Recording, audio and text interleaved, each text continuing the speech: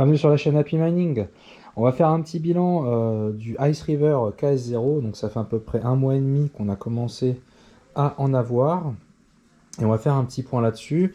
Là aujourd'hui on en a reçu une petite dizaine encore. Donc ça va partir pour des clients. Bon, petit aparté, les rigs ils sont éteints parce qu'on est en train de faire un petit nettoyage des rigs. Nettoyage d'été. Voilà, donc sur le Ice River... Donc déjà ce qu'on peut voir, le bilan, c'est que bon, pour l'instant, depuis 1 mois et demi, globalement, bah, on n'a pas eu de soucis. Il y a parfois, bon, c'est arrivé une fois qu'il y a un petit ventilo qui fait un peu plus de bruit, mais c'est vraiment minime. Et vous pouvez, dans l'interface d'administration, vous pouvez régler la vitesse manuellement des ventilos.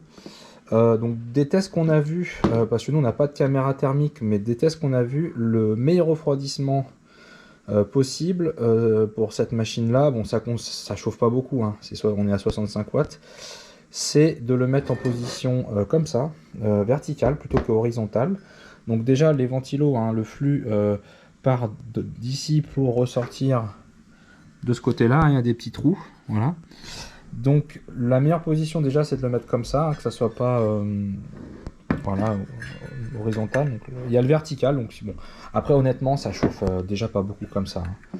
Ensuite ce que vous pouvez faire, donc, il y a cette position là qui est un petit peu mieux, et ensuite vous pouvez rajouter un ventilateur de PC, un truc comme ça par exemple. Vous pouvez le mettre, vous pouvez le faire souffler dans le même sens que les petits ventilos, donc pour que là ça souffle de gauche à droite.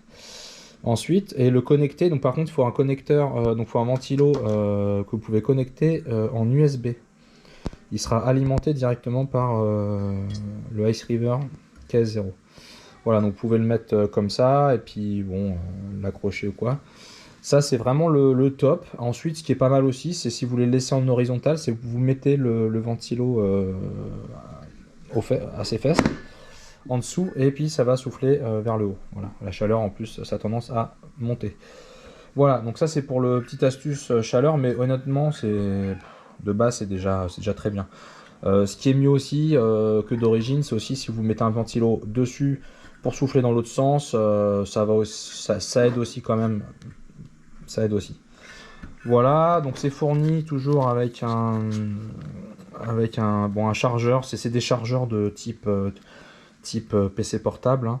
Donc à un moment c'était des 90 watts, maintenant il y a des modèles à 120 watts, donc peut-être ça chauffe moins, à voir, mais bon. En tout cas, voilà, ça c'est pour la partie physique. Et on va regarder du coup, oui, alors au niveau du bilan, on va regarder aussi donc les problèmes qu'il y a eu aussi, les petits problèmes qu'il y a pu avoir, c'est au niveau de la configuration avec la poule de minage. Par exemple, il y a quelqu'un qui nous a dit ouais ça marche pas en mettant la poule Nice Hash. Et oui, parce qu'en fait il y a les anciennes poules où on minait avec des cartes graphiques, c'est pas du tout les mêmes taux de hachage et de difficulté qui sont réglés au niveau des poules. Du coup vous pouvez pas miner sur des poules, sur n'importe quelle poule. Donc par exemple, si vous allez sur le site TwoMiner, il y a une URL c'est indiqué pour les GPU, une URL pour les ASIC, et même dans les ASIC il y a deux URL. Il y a les petits comme les KS0 ASIC et les gros ASIC type KS1, KS2, etc. Voilà, et voilà, donc il faut regarder bien, ça marche pas sur toutes les poules de minage. Voilà. Mais une fois que vous êtes sur la bonne poule, ça roule très très bien. Au niveau des wallets, vous pouvez utiliser soit le wallet, un wallet natif, soit le wallet natif Caspa. Sinon, vous pouvez utiliser Zelcore, hein, c'est le wallet porté par l'équipe d'Airflux. Ou vous pouvez aussi utiliser un exchange comme par exemple KuCoin qui permet en plus de revendre ses Caspa minés. Voilà, on va faire un petit point maintenant sur au niveau rentabilité. On a un petit peu de retour d'expérience, hein, donc on a des gens qui l'ont utilisé depuis plus d'un mois pour voir est-ce que ça vaut le coup d'avoir acheté ça il y a un mois. Est-ce que ça vaut encore le coup de l'acheter ou pas? On va regarder ça, et puis on va faire des petites simulations d'augmentation du hash rate pour voir si ça peut être encore intéressant de l'acheter maintenant. A tout de suite. Et voilà, on se retrouve pour la suite du petit bilan au bout d'un mois et demi sur le KS0. Donc ce qu'il faut regarder, c'est au niveau du hash rate. Ce qui s'est passé, c'est qu'on a eu le hash rate à peu près doublé si vous prenez la mi-juin, vers le 15 juin, on était à 1,17. Je vais même prendre là la date, là on est au 27. On était à 1,2 à peu près. Et c'est monté à 2,4 jusqu'à 2,5. Et là ça continue encore, il y a un pic qui se produit encore. Donc on va voir la courbe, hein, mais ça va pas arrêter de... voilà. Donc là ça a doublé en un mois. Qu'est-ce que je peux vous dire d'autre? Alors juste oui, pour si vous avez des problèmes toujours sur les poules, sur la poule, n'hésitez pas quand même. Voilà, par exemple, vous avez des poules, vous avez différentes URL selon le modèle. Donc là, sur TwoMiner, par exemple, ils indiquent pour le KS0 d'aller sur l'URL qui se termine avec le port 2020. C'est la même URL que pour les GPU et les FPGA. Et sur les plus gros ASIC, KS1, KS2 et plus, voilà, ils indiquent d'être sur un autre port. Voilà, donc en tout cas sur TwoMiner, ça fonctionne correctement a priori. Voilà, donc après pour faire les petits calculs, hein, donc on voit que le hash rate a doublé. Donc je vous ai pris, je pars d'une hypothèse d'un hash rate qui double tous les mois. Donc on va avoir 2 fois moins de récompenses par mois. Et voilà, on va prendre plusieurs hypothèses. De quelqu'un qui a acheté le KS0 mi-juin, donc il a eu le temps de l'utiliser pendant un mois. Quelqu'un qui vient de le recevoir là, enfin qui l'a reçu au mi-juillet. Et quelqu'un qui va le recevoir vers mi-août. Ça, c'est les différents prix que nous, on a pu le vendre, ramener en dollars, TTC. Et pour voir en cumulant, donc on va cumuler de moins en moins de coins, et voir à combien on arrive au bout de 4-5 mois. Donc par exemple, on a un client qui l'a acheté 2800$ vers mi-juin, qui l'a reçu mi-juin. Et là actuellement, on est à, alors c'est pas exactement le bon prix, c'est 1300$ à peu près, 1200 € quoi. Actuellement, il est vendu 1300$. Donc vous voyez quand même, il est vendu beaucoup moins cher que la personne qui l'a eu vers mi-juin. Mais là, on est, voilà, la personne va le recevoir vers mi-août, fin août. Voilà. Donc on va prendre les différentes hypothèses. Donc on a eu un petit suivi du client. Donc il a accumulé en un mois, hein, donc mi-juin jusqu'à 15 juillet, il a accumulé 35 000 CASPA à peu près. Donc c'est cohérent. En ce moment, du coup, donc il s'est passé un peu plus d'un mois. Si vous regardez sur les différents simulateurs, donc pour le KS0, on est actuellement encore à 18 000. Mais vous voyez, du coup, ça a divisé par 2 par rapport à ce que la personne a eu. Et ça rapporte actuellement 700$. Donc c'est encore très bien. Mais vous voyez, ça... Voilà. Donc là, je vous fais voilà, des hypothèses si vous l'avez reçu à tel prix, reçu à tel prix, à tel prix, à telle date. Donc là, on va prendre le client qui l'a acheté, qui l'a reçu vraiment dans les tout premiers. Donc il l'a acheté entre guillemets le prix fort à 2800$. Il a accumulé au 15 juillet 35 000. Et après, on divise par 2 les cumulés. Donc là, c'est les cumulés sur les différents mois. Donc vous voyez, ça commence à 35 000 sur le premier mois. Et au bout de 5, 2, 3, 4, 5, 6 mois, on tombe à juste 1000. Ouais, 35 000, 1000 casse pas. Ça fait un peu mal.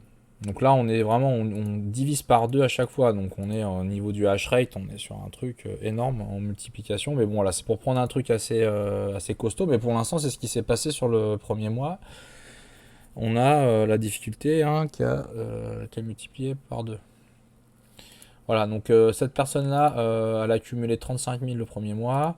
Ça fait 52 000, 61 000, 66 000, 68 000. Ok. Donc elle accumule de moins en moins. Donc c'est surtout, elle accumule surtout beaucoup sur les 3 premiers mois. Voilà. Bon, sachant que j'imagine qu'au mois de octobre-novembre, ça risque de se tasser quand même parce que le gros des ASIC sera en ligne. Mais bon, bref, cette personne-là, du coup, au final, au bout de, on voit que déjà au bout de mi-octobre, hein, parce qu'après ça évolue plus beaucoup. Hein. Voilà. Bon, au bout du mois d'octobre, hein, donc ça fait 1, 2, 3, 4. Au bout de 4 mois, elle a commencé en juin. Au bout de 4 mois, elle a accumulé à la valeur du CASPA actuel 2500$. Donc elle est à 90% elle a récupéré 90% de sa mise. Donc en gros, c'est cool pour elle. C'était intéressant. A priori, ça vaut le coup. Si ça suit une difficulté qui va augmenter qui va doubler tous les mois, donc c'est déjà quand même pas mal. Donc pour elle, ça paraît pas mal. Et donc actuellement, elle a déjà accumulé 35 000. Et elle part d'ici mi-août, elle sera à 52 000. Donc mi-août, elle sera déjà à 2 000 $ sur 2008. Donc déjà largement plus de la moitié rentabilisée. Avec la valeur du Caspa actuel. C'est-à-dire que si vous revendez un Caspa, je sais pas, lors du prochain bull run à x2 par exemple, bah là c'est pas 2005, c'est déjà 5 000 $ virtuellement. Et là elle est déjà, si vous multipliez par 2, bon, actuellement elle doit être accumulée à 1500 à peu près, 1500, 1600. Bah, si vous êtes x2, c'est déjà largement rentabilisé la machine. Donc pour elle, c'est bon. Pour la personne qui commence à miner depuis le mi-juillet, donc là ça va faire bientôt 2 semaines. Donc voilà, donc à mi-juillet, donc elle commence à accumuler 0. Donc elle commence sur, on va dire, alors j'ai mis 15 000, mais c'est 17 500, désolé du hop. Alors peut-être que le calcul derrière elle est bon, mais c'est bon, c'est pas bon, c'est l'idée de toute façon. Donc premier mois, elle va accumuler 17 500 Caspa. Donc ça fait, bon, le tableau est un peu à l'arrache, hein. Ça fait à peu près 650 $ par rapport à un investissement de 1600. Donc déjà quand même c'est pas mal. Ensuite, voilà, au bout de 2 mois on est à 850 et au bout de 3 mois on est à 1000. Voilà, donc il restera 600 $. Donc après ça dépend comment vous faites vos petits. Ouais, donc ça fait à peu près 60, 60%, 65% de l'investissement qui est déjà rentabilisé. Voilà, au bout de 3 mois. Et si vous considérez que vous allez vendre le Caspa plus cher, vous êtes déjà gagnant.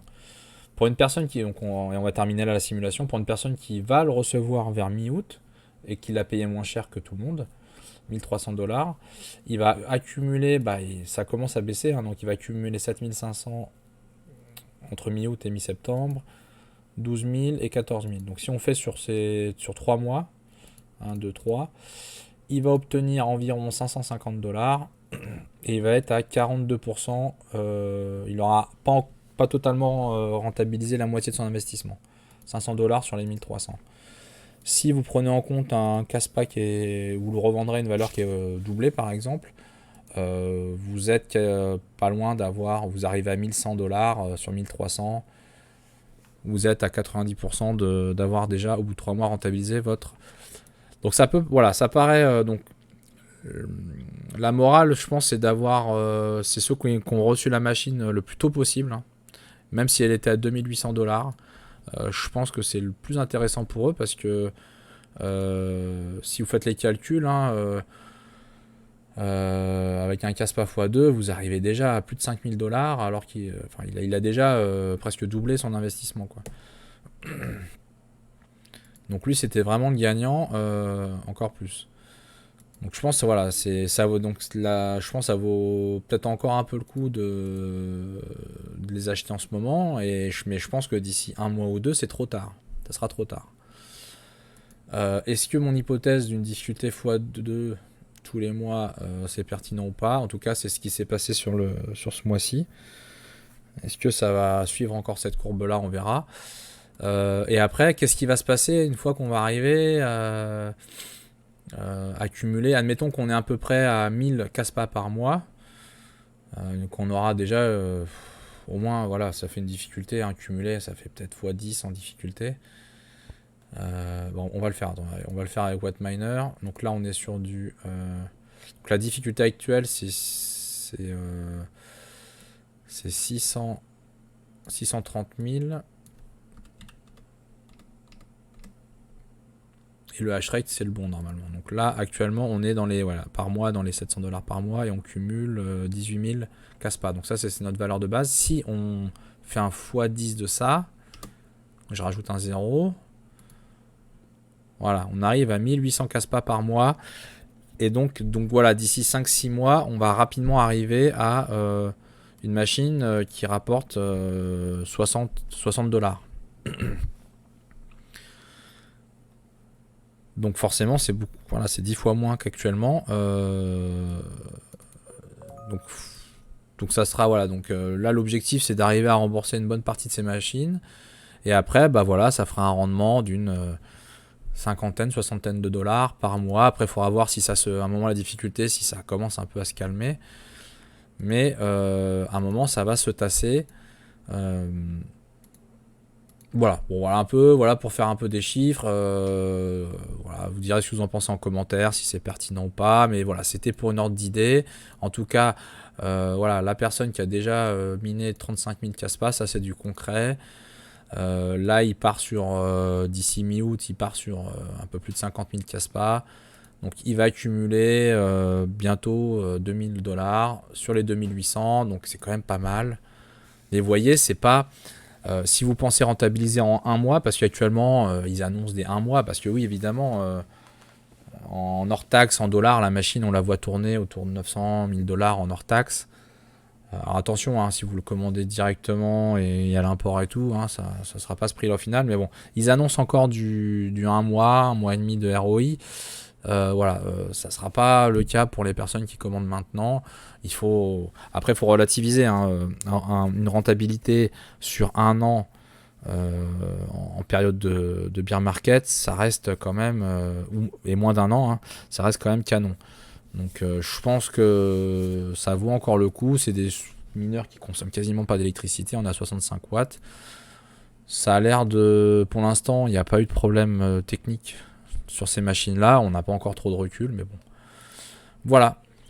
Voilà, bah vous direz ce que vous en pensez. C'était le petit bilan au bout d'un mois et demi. Et puis on en refera un, je pense, à la rentrée, vers mi-septembre. Je pense qu'on aura déjà. On verra si on arrive, si on était un peu pertinent ou pas, hein. On reprendra les chiffres qu'on avait pris.